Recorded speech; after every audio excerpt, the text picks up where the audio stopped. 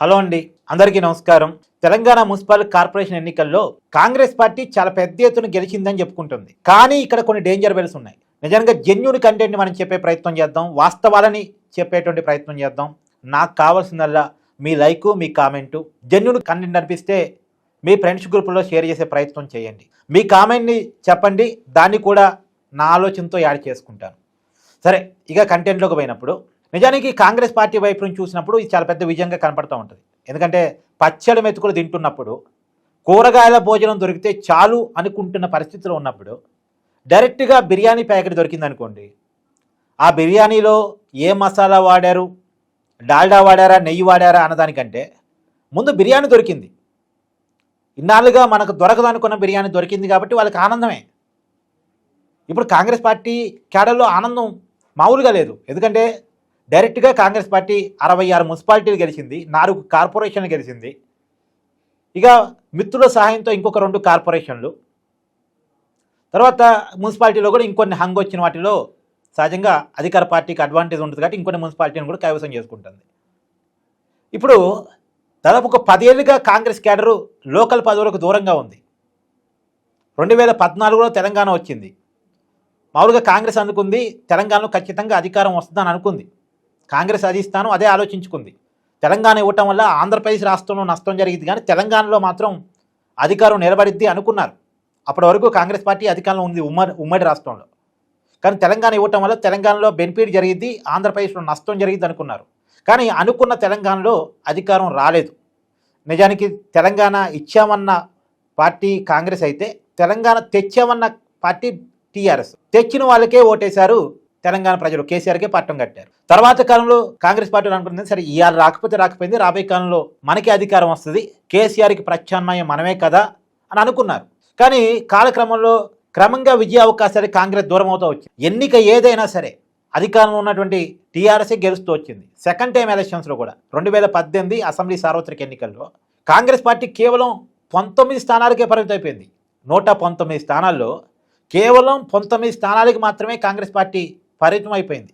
ఆ 19 స్థానాల్లో కూడా హుజూర్ నగర్ ఎమ్మెల్యే ఉత్తమ్ కుమార్ రెడ్డి ఎమ్మెల్యే పదవికి రాజీనామా చేశాడు పార్లమెంటు ఎన్నికల్లో పోటీ చేయడం వల్ల. 2019 పార్లమెంట్ ఎన్నికల్లో అతను ఎంపీగా పోటీ చేసి గెలిచాడు కాబట్టి ఎమ్మెల్యే పదవికి రాజీనామా చేశాడు. అక్కడ ఉప ఎన్నికలు వస్తే బలమైన స్థానం కాంగ్రెస్ పార్టీకి, బలమైన నాయకుడు ఉత్తమ్ కుమార్ రెడ్డి, ఆ బలమైన స్థానంలో కూడా కాంగ్రెస్ తిరిగి గెలవలేదు.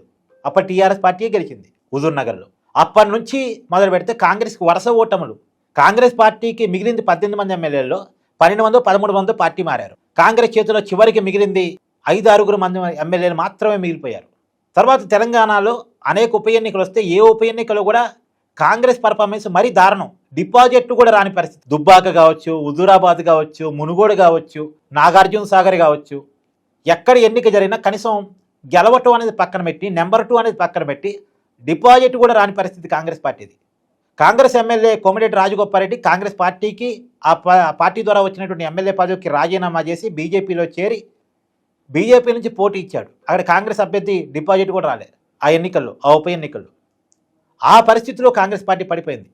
2020లో లోకల్ బాడీ ఎన్నికలు జరిగితే గ్రామ పంచాయతీలు, మున్సిపాలిటీలు, కార్పొరేషన్స్ అన్నిట్లో కూడా కాంగ్రెస్ పార్టీ ఎక్కడ గెలవని పరిస్థితి. ఒక 5 మున్సిపాలిటీలు ఏమో గెలిచింది తెలంగాణ వ్యాప్తంగా, మొత్తం తెలంగాణలో. ఆ పరిస్థితి.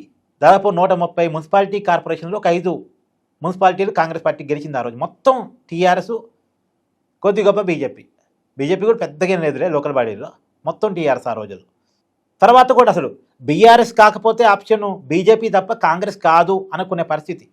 ఆ పరిస్థితి నుంచి ఏమాటికి మాట రేవంత్ రెడ్డి గారి కృషి, పట్టుదల, బీజేపీలో జరిగిన తప్పిదాలు, కేసీఆర్ మీద వ్యతిరేకత అన్నీ ఒకదానికి ఒకటి కలిసి వచ్చి ఒక్కసారిగా అదొకటి మళ్ళా కర్ణాటకలో కాంగ్రెస్ విజయం, దానివల్ల వచ్చినటువంటి ఊపు ఉత్సాహం అన్నీ కలగలిపి మొత్తానికి 2023 అసెంబ్లీ సార్వత్రిక ఎన్నికల్లో కాంగ్రెస్ పార్టీ అధికారాన్ని సంపాదించగలిగింది. అధికారం వచ్చినప్పుడు కూడా ఎన్నాళ్ళే కాంగ్రెస్ వాళ్ళు కొట్టుకుంటారు, విడిపోతారు. ఇక 1.5 yearలో ఈ ప్రభుత్వం పడిపోయిద్ది, 2 yearsలో ప్రభుత్వం పడిపోయిద్ది అనుకున్నారు. ముఖ్యమంత్రిగా రేవంత్ రెడ్డి గారు అనుకున్నప్పుడు కూడా రేవంత్ రెడ్డి గారికి కాంగ్రెస్లో ఉన్న సీనియర్స్ కోఆపరేట్ చేయరు అని చాలామంది భావించారు. బీఆర్ఎస్ అప్పట్లో పెద్ద ప్రచారం చేసింది ఈ విషయాన్ని. కానీ ఇలా అన్న వాళ్ళు ఇప్పుడు కాంగ్రెస్ పార్టీలో జాయిన్ అయ్యారు. కడియం శ్రీయర్ లాంటి వాళ్ళు ఇలా కామెంట్ చేసిన వాళ్ళు. ఇలా కాంగ్రెస్ పార్టీ చాలా బలంగా నిలబడింది. ముఖ్యమంత్రి రేవంత్ రెడ్డి బలంగా నిలబడ్డారు. వర్గాలకు అతీతంగా రేవంత్ రెడ్డి తన మార్కు వేసుకోగలిగారు. అయితే ఇక్కడ మాట్లాడుకోవాల్సిందంటే ఇప్పుడు గతంలో ఎన్నడూ విజయాలు చూడనప్పుడు ఇప్పుడు వచ్చిన విజయం చాలా పెద్ద విజయంగా కాంగ్రెస్ కనపడింది. కానీ అధికారంలో ఉన్నప్పుడు ఇప్పుడు నిన్న కేటీఆర్ ఒక లెక్క చెప్పాడు. మేము అధికారంలో ఉన్నప్పుడు కాంగ్రెస్ పార్టీ అది గెలవలేకపోయింది. ఇప్పుడు మేము గెలిచాం కదా 17 మున్సిపాలిటీలు, మేము సత్తా చూపించినట్టే కదా, ఈ యొక్క 700 వార్డులు పైన గెలిచాం కదా మేము అనేది కేటీఆర్ లెక్క చెప్పాడు. అంటే గతంలో కంటే మేము అధికారంలో ఉన్నప్పుడు కాంగ్రెస్ గెలవలేకపోయింది, కాంగ్రెస్ అధికారంలో ఉన్నప్పుడు మేము గెలిచాం బాగానే, అపోజిషన్లో ఉండి కూడా మేము బాగానే పర్ఫార్మెన్స్ చూపించాం, కొన్ని జిల్లాల్లో బాగానే ఉంది కదా అనేది కేటీఆర్ లాజిక్ చెప్పాడు. ఈ లాజిక్ చూస్తే కేటీఆర్ కూడా నిజమే. ఇప్పుడు నిజానికి ఇక్కడ కాంగ్రెస్ పార్టీ అనాలిసిస్ చేసుకోవాల్సింది ఏంటంటే ఎవరూ చెప్పని ఒక పాయింట్ ఏంటంటే ఇప్పుడు మున్సిపాలిటీలు కార్పొరేషన్ ఎన్నికలు ఎక్కడండి జరిగింది? జిహెచ్ఎంసీ లేదు. జిహెచ్ఎంసీలో పోయినసారి అసెంబ్లీ ఎన్నికలు కాంగ్రెస్ గెలవలేదు, పార్లమెంట్ ఎన్నికలు కాంగ్రెస్ గెలవలేదు. కాంగ్రెస్ గెలవని చోట ఇప్పుడు మున్సిపాలిటీలు కార్పొరేషన్ ఎన్నికలు జరగలే.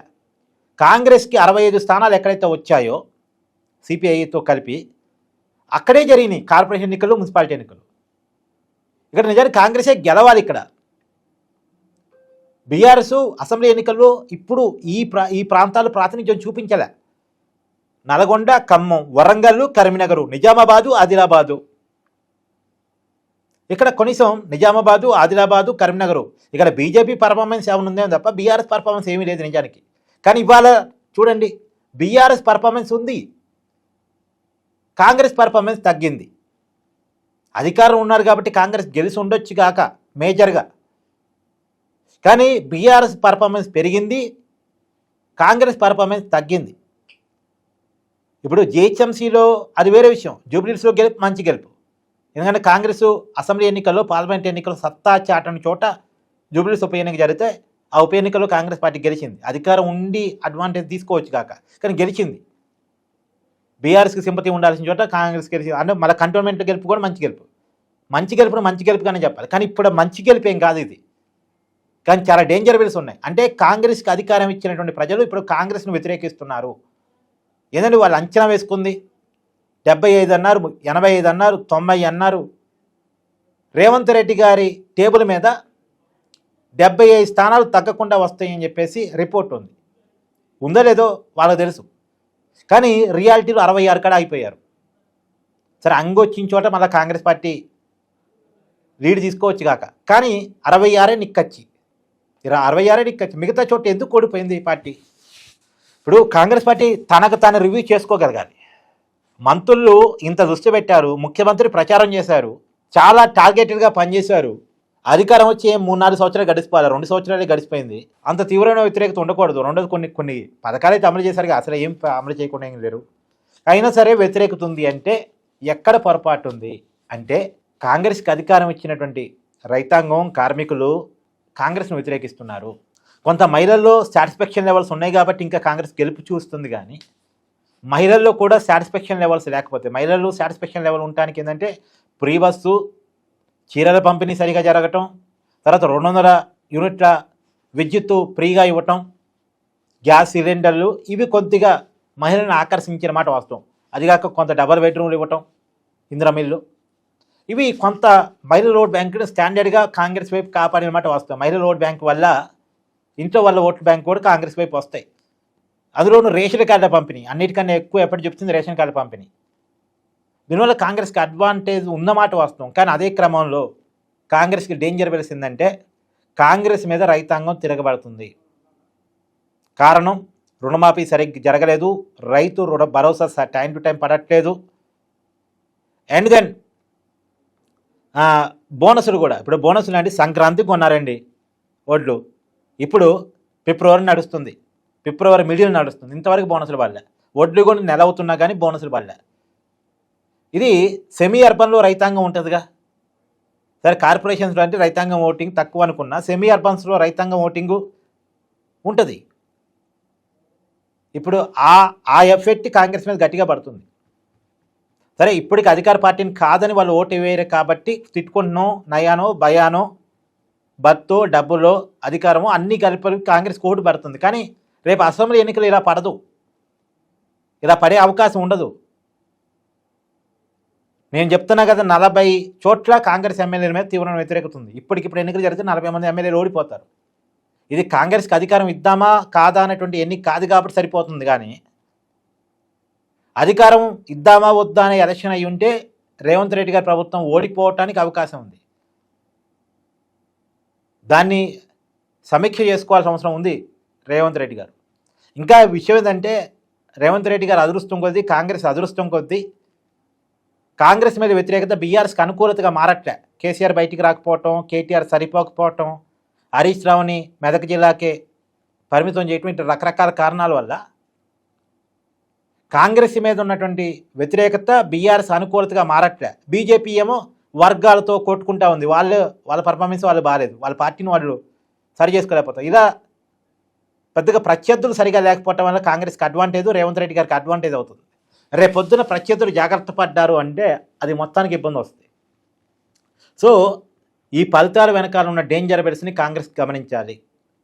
సో జాగ్రత్తగా తనకి బలం ఉన్నటువంటి సౌత్ తెలంగాణలో కూడా, ఖమ్మం, నల్గొండలో కూడా కాంగ్రెస్ అన్ని మున్సిపాలిటీని గెలిచినప్పటికీ, అన్ని కార్పొరేషన్స్ గెలిచినప్పటికీ కాంగ్రెస్కి ఎవరైనా ప్రత్యామ్నాయం బలంగా నిలబడితే వాళ్ళకి ఓటు వేయడానికి కూడా సిద్ధంగా ఉన్నాను ప్రజలు చెప్పారు. అది కొత్తగూడెంలో మీకు కనపడింది. సిపిఐ విడిగా పోయింది, సిపిఐకి గట్టి ఓటింగ్ వచ్చింది. ఈవెన్ దో ఖమ్మం జిల్లాలో కూడా చాలా చోట్ల వేరే పార్టీలకి మంచి ఓటింగ్ వచ్చింది. నల్గొండ జిల్లాలో కూడా మంచి ఓటింగ్ వచ్చింది. సో కాకపోతే ఏంటంటే జనంలో ఏంటంటే ఇక్కడ ఒకడు అక్కడ ఒకటి వద్దు, అక్కడ ఉన్నోళ్ళు ఇక్కడ ఉంటే అభివృద్ధి అవుద్ది అనేటువంటి ఫీలింగ్ ఉంటుంది. అంటే రాష్ట్రం అధికారంలో ఉన్నోళ్ళని ఇక్కడ గెలిపిస్తే ఏదో డెవలప్మెంట్ అవుద్ది అనేటువంటి ఫీలింగ్ ఉంటుంది. ఇంకా 3 సంవత్సరాల అధికారం రేవంత్ రెడ్డి చేతుల్లోనే ఉందిగా అనేటువంటిది ఉంటుంది. కాబట్టి ఏదైనా పరిపాలన మీద కొంత ఇంకెక్కువ దృష్టి పెట్టాల్సిన అవసరం ఉంది. ఇప్పటికైతే రేవంత్ రెడ్డి ప్రభుత్వం పడిపోద్దని కాదులే, కానీ ఈ డేంజర్ బెల్స్ని గమనించి సరి చేసుకునేటువంటి అవకాశం ఉంది కాబట్టి చెప్తున్నాను. ఈ డేంజర్ బెల్స్ని రేవంత్ రెడ్డి గారు గమనించగలగాలి. లేకపోతే 2028లో కష్టం అవుతుంది అధికారం తిరిగి రావటం. రేవంత్ రెడ్డి గారు చెప్తున్నారుగా, తిరిగి అధికారం నాదే, నేనే ముఖ్యమంత్రి అని. సో యువత చాలా కోపంగా ఉంది రేవంత్ రెడ్డి గారి మీద. చూడండి, రేవంత్ రెడ్డి గారు చూసుకోండి, యువత చాలా కోపంగా ఉంది.